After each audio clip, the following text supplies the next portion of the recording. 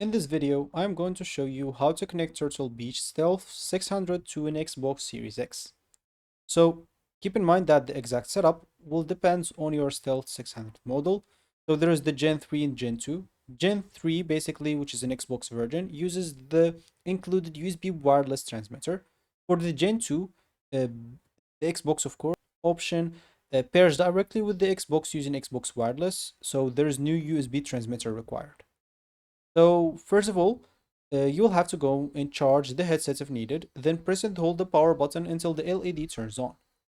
And if you have the Gen 3 Xbox version, just go and set up the USB transmitter, switch to Xbox option if your transmitter has one, then plug the USB transmitter into a USB port on your Xbox Series X.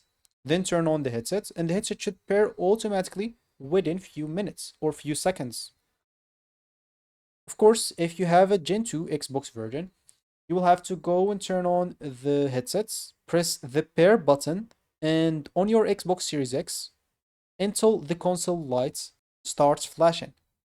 Then you'll have to press and hold the connect button on your headsets until the LED flashes rapidly.